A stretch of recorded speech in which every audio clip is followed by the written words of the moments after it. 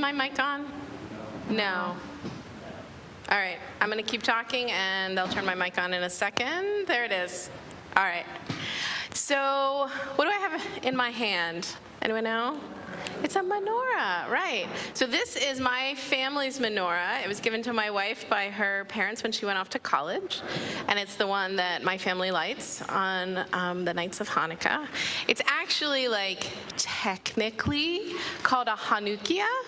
So a menorah is just a generic word that means like a candelabra, but the 9-candled menorah that you use for Hanukkah is actually called a Hannukah, but people use the word menorah kind of interchangeably, right?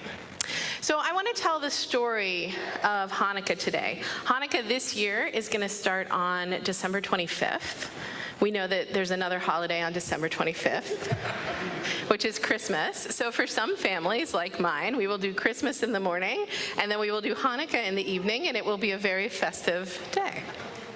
So a long time ago, Israel was controlled by the wicked King Antiochus.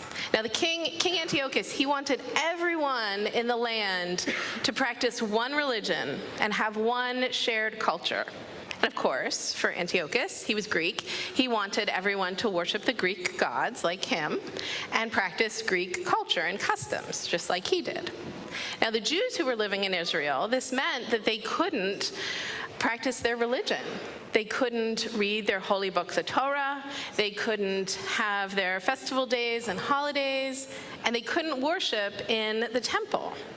In fact, King Antiochus took over the temple and filled it with Greek symbols and Greek gods and all of the things that were different from the Jewish faith.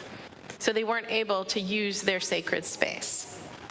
So the Jewish people decided, some of the Jewish people, the Maccabees, decided that they were going to fight against King Antiochus and try to take back the temple. Now, the Maccabees started with a guy named Mattathias. He was the first leader, and then he passed it on to his son, Judah. Judah means the hammer, so it starts to sound like a Marvel, it's like from the Marvel universe, like Judah, the hammer Maccabee.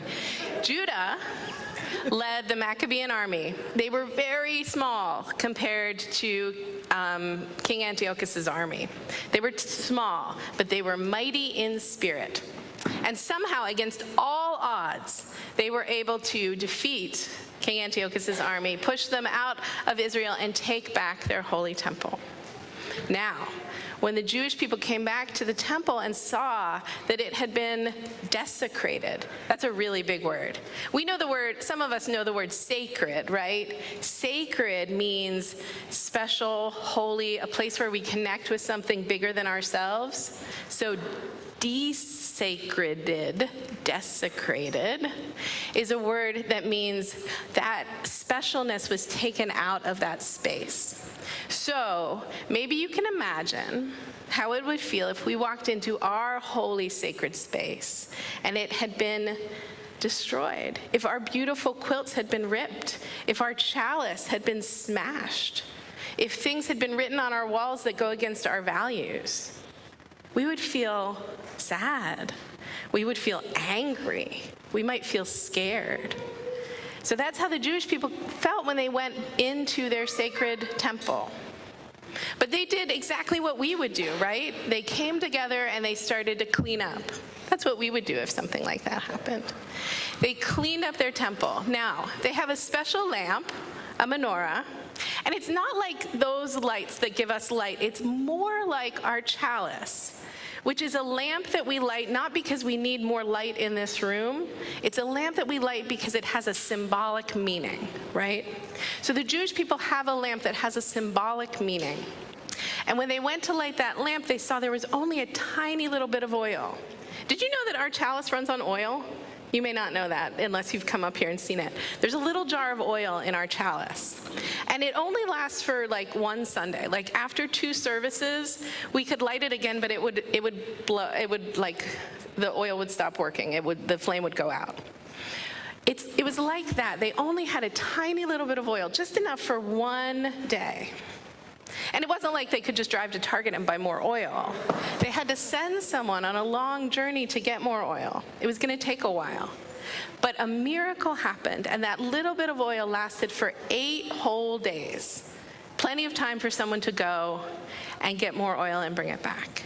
And that's the miracle of Hanukkah. That's what the Jewish people celebrate, is that time when they took back the temple, when they were able to have religious freedom.